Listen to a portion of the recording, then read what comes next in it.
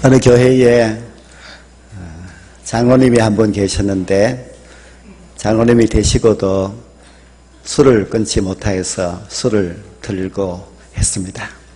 어느 날 또 회식에 술을 이제 좀 많이 먹은 것 같아요. 근데도 용감하게 차를 운전해서 가다가 저쪽에서 음주 측정을 하는데 딱 마주치게 되었습니다.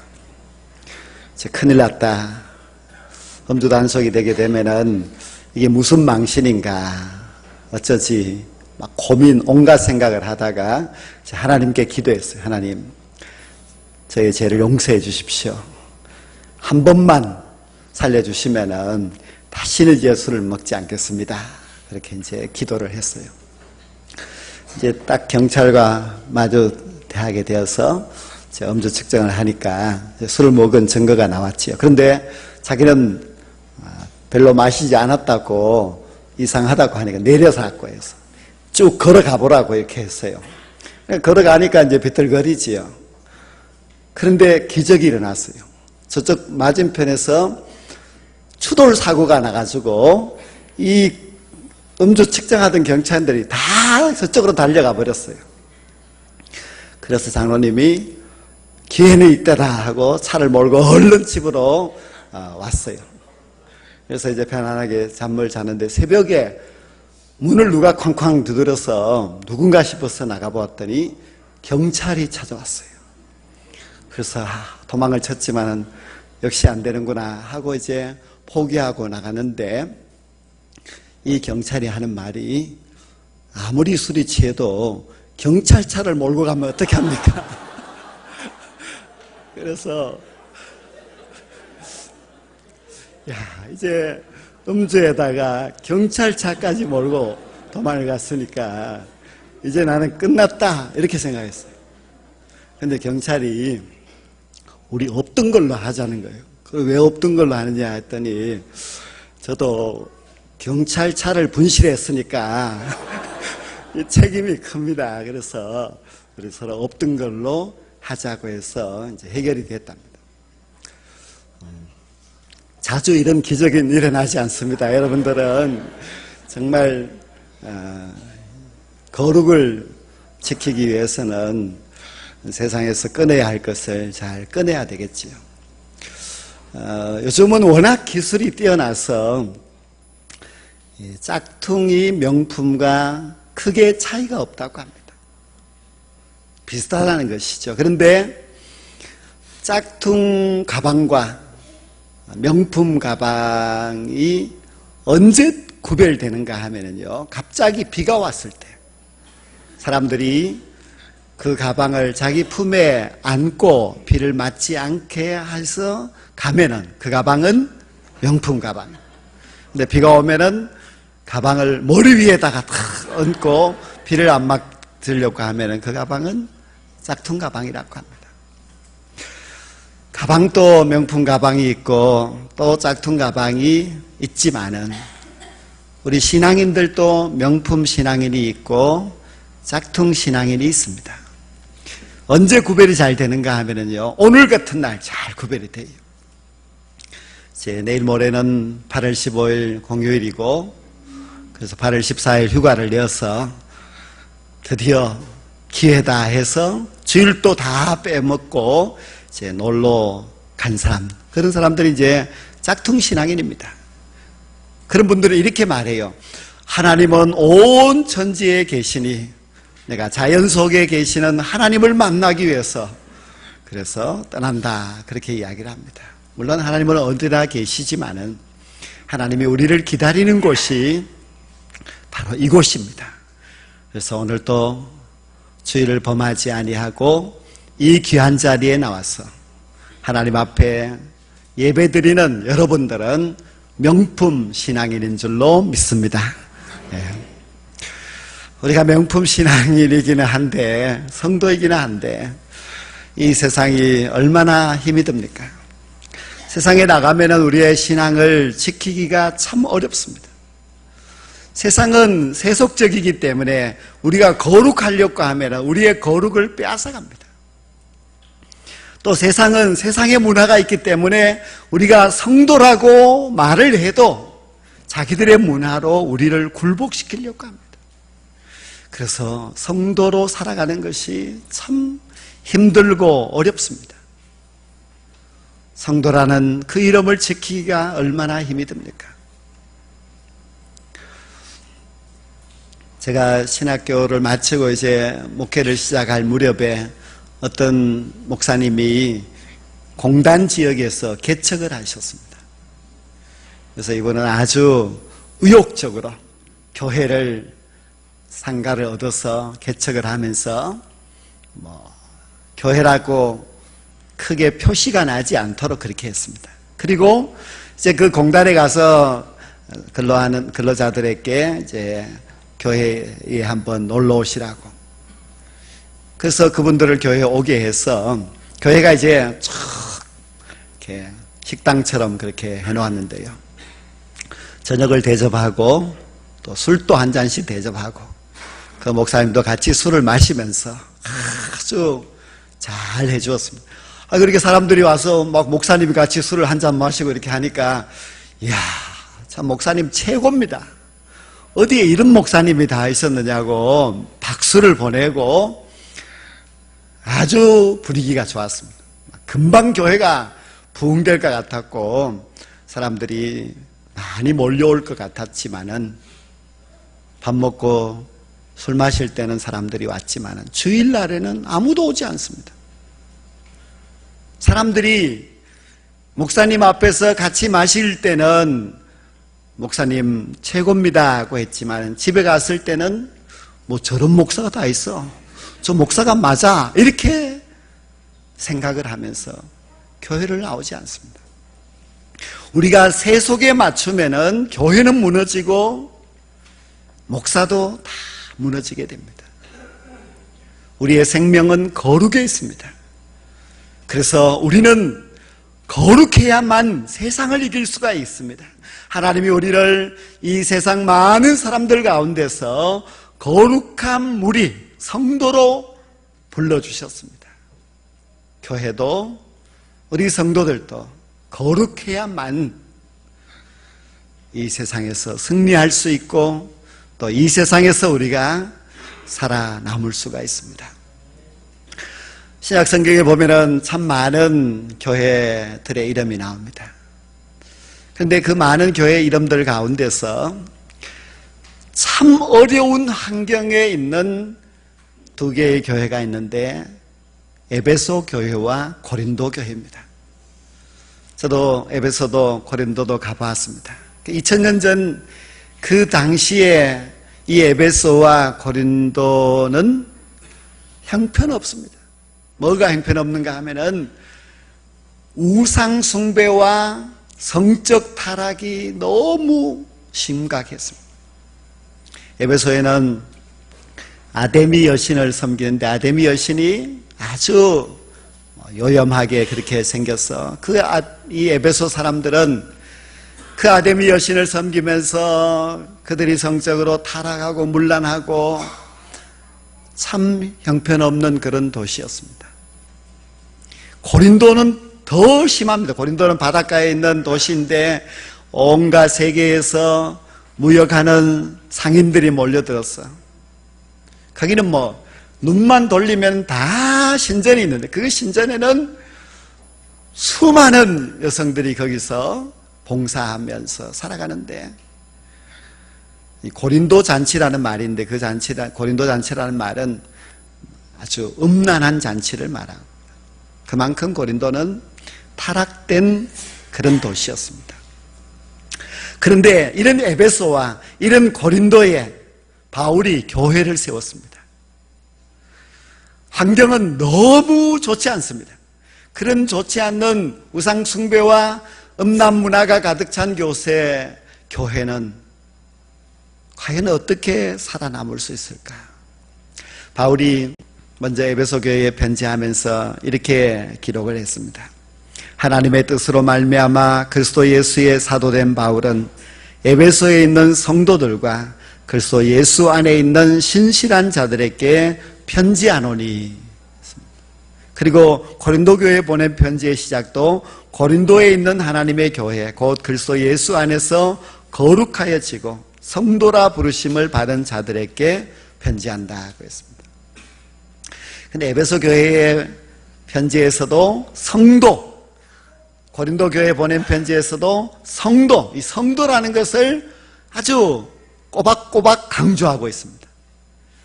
즉 바울은 아무리 세상은 우상숭배와 음란문화가 가득 차 있지만은 너희는 성도라 그렇게 부르고 있습니다. 성도는 함부로 성도가 되는 것이 아닙니다. 우리가 성도가 되려고 노력을 해야 성도가 되는 것이지 우리가 세상과 똑같이 같이 흘러가면은 성도라고 말할 수가 없습니다. 그런데 에베소 교회에 다니고 있는 사람들, 고린도 교회에 다니고 있는 그 사람들은 바울이 볼 때에 성도라는 겁니다.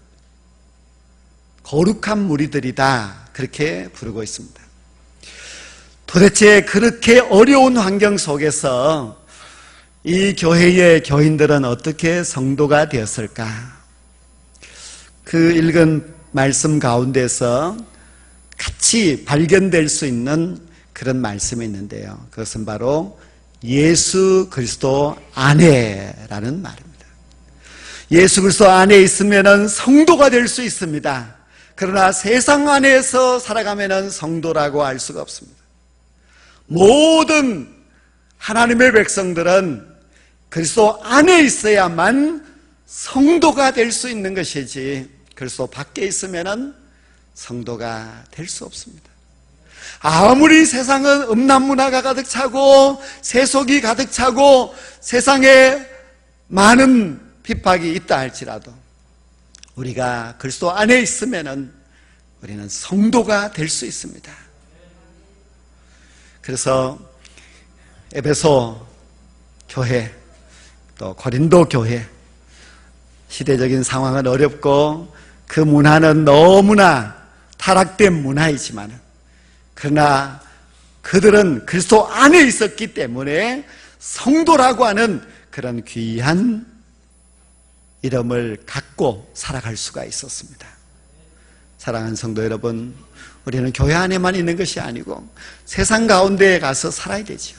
그러나 세상 가운데 가서 살고 있을 때도 그리스도 안에서 사셔서 세속에 물들지 아니하고 성도의 자존심을 갖고 살아갈 수 있는 그런 귀한 백성들이 꼭 될 수 있기를 간절히 소망합니다.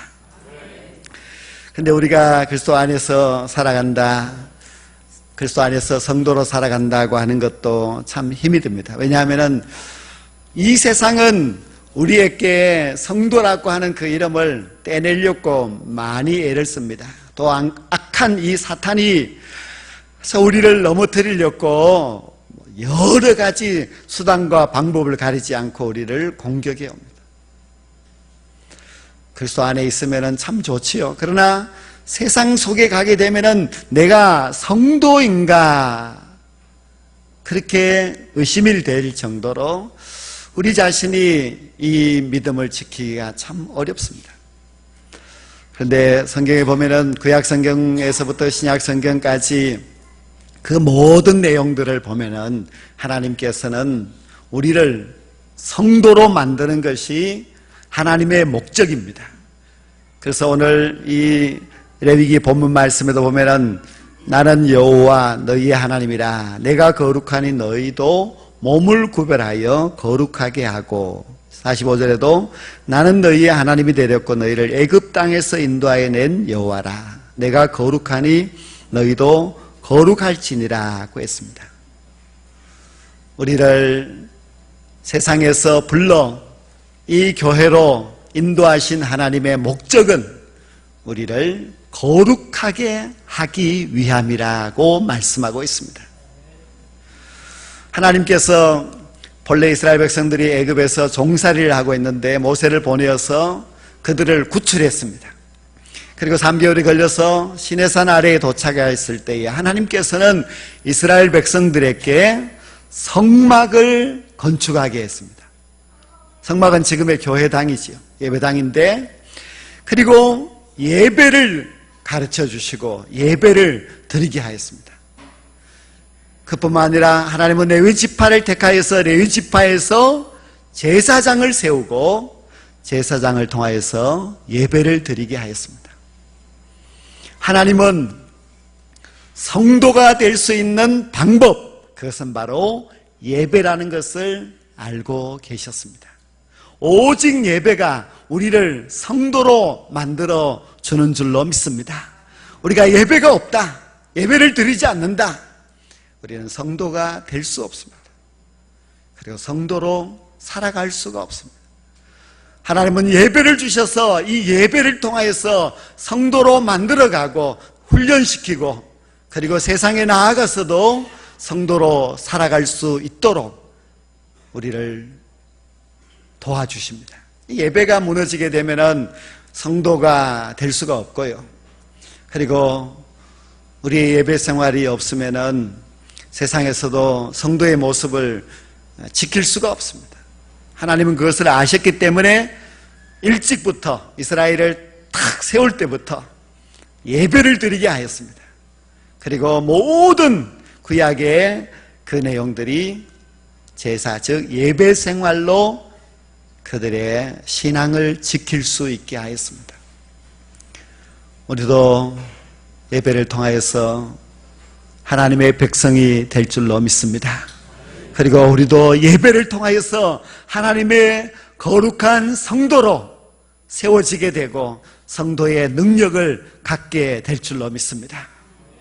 그래서 예배가 성도의 생명입니다. 여러분들이 오늘 또 이렇게 예배에 나오셔서 너무너무 참 잘하셨습니다. 제가 여기 섰을 때에 늦게 오시는 분들이 미워야 되는데 잘 미워하지 않는 이유가, 그래서 저렇게 오시는 것이 너무 이제 감사해요. 늦게 와서.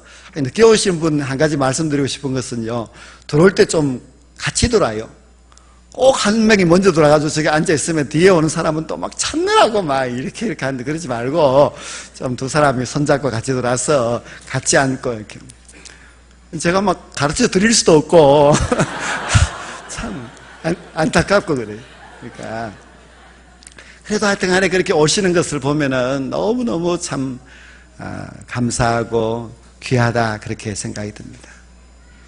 예배가 무너지게 되면은 우리는 성도가 될 수가 없습니다. 그래서 예배를 우리가 철저하게 드려야 됩니다. 그런데 예배가 곧 우리를 성도가 되게 하는데 어떤 예배를 드려야 되는가? 우리가 구약성경 이 레위기의 말씀이나 이런 말씀을 보면은 예배에서 가장 중요한 것은 하나님이 정하신 기준을 따라서 드리는 겁니다. 내 기준으로 예배를 드리는 것이 아닙니다. 하나님이 세우신 그 기준을 철저하게 지켜서 하나님 앞에 예배를 드려야만 그 예배를 하나님이 받으시는 것이고, 그 예배를 통해서 우리가 성도로 훈련받게 되고 성도로 살아나게 됩니다. 구약에 보면은 첫 번째 제사장이 있었는데 나답과 나비후라는 사람인데, 이 사람들이 성전에서 예배를 드리다가 죽었습니다. 왜 죽었느냐? 하나님이 정하신 방법대로 예배를 드리지 않았기 때문입니다. 예배는 참 좋은데 예배에 실패하면 죽습니다. 예배에 실패하면 우리의 영혼도 망하게 되고, 예배가 잘 되지 않으면 우리는 성도로서 자격을 갖지 못합니다. 하나님이 정하신 그 기준으로 예배를 잘 드리는 것이 필요한데요, 그러기 위해서는 우리가 형식적인 예배를 드려서는 안 됩니다. 예수님 당시에도 바리새인들은 예수님에게 계속해서 책망을 받습니다. 왜 책망을 받는가? 그들이 형식적인 예배를 드렸기 때문입니다. 형식적인 예배는 예배가 아닙니다. 우리가 예배를 이왕 드리려면은 우리는 형식적인 예배를 드려서는 안 되고 정말 하나님께서 원하시고 기뻐하시는 예배를 드려야만 합니다. 어떤 엄마가 포대기에 아기를 업고 막 차를 달렸고 달려가는데요, 자시간이 급했어요. 그래서 막 달려가서 겨우 차를 탔습니다.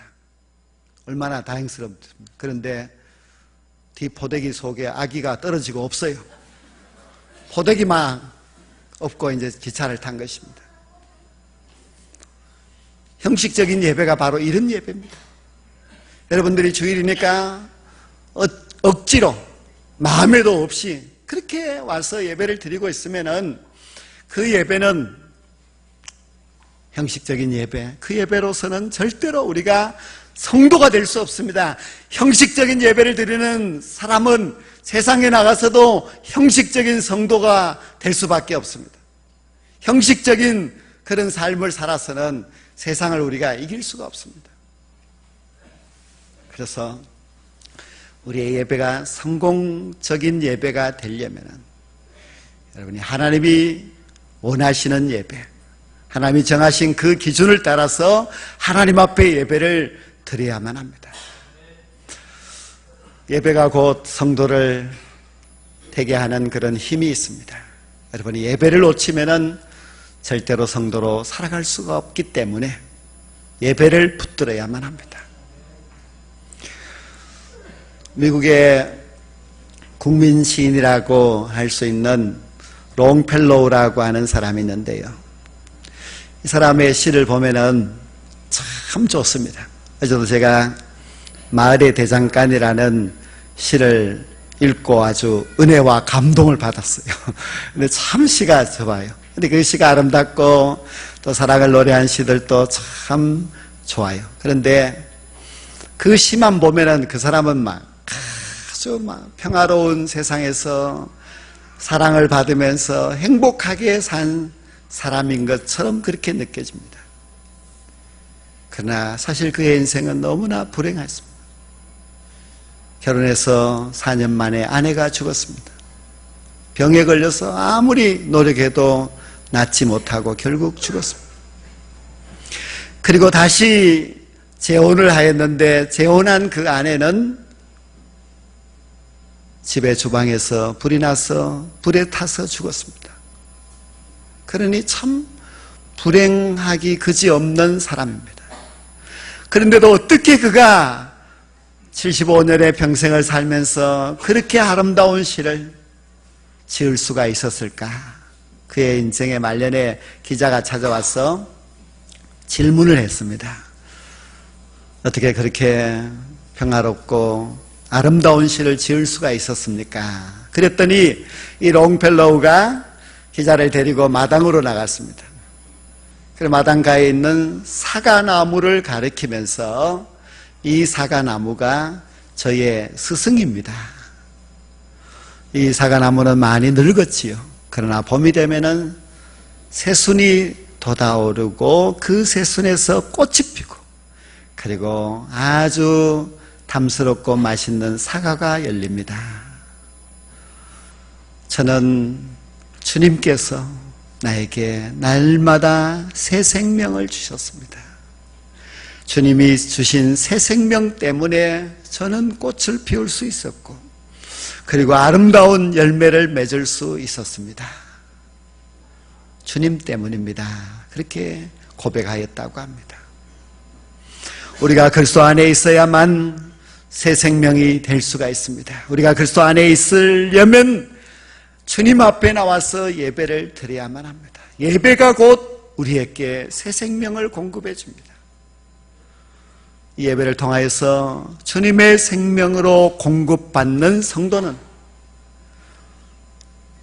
세상에 나가서 성도로 살아갈 수 있고 또 이 세상에서 세상을 이기며 살아갈 수 있는 참된 그리스도인이 될 수가 있습니다. 우리의 인생은 한 번밖에 없는데 이 한 번밖에 없는 인생을 짝퉁 신앙인으로 살아서는 안 됩니다. 짝퉁 신앙인이야 천국에 들어갈 수도 없겠지요. 우리는 한 번밖에 없는 이 인생을 명품 신앙인으로 살아야 됩니다. 세상에 가서 세상에 그 누구도 우리를 향하여서 유혹하거나 또 우리를 낙심케 하지 못하도록 당당하고 세상과 사람들을 이길 수 있는, 당신은 그리스도인이니까, 당신은 성도니까 그렇게 말할 수 있도록 우리가 좀 더 당당하게 승리하며 살아야 되지 않겠습니까?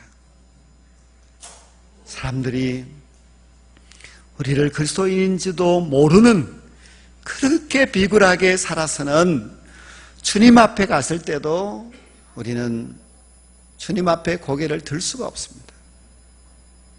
예배를 통하여서 주님의 새 생명을 공급받으시고, 그리고 여기서 힘을 얻으셔서 이 세상에 나아가서 이 세상에서 주님의 뜻과 주님의 영광을 높이 드러낼 수 있는 명품 신앙인들이 다 될 수 있기를 주의 이름으로 간절히 축원합니다. 기도드리겠습니다.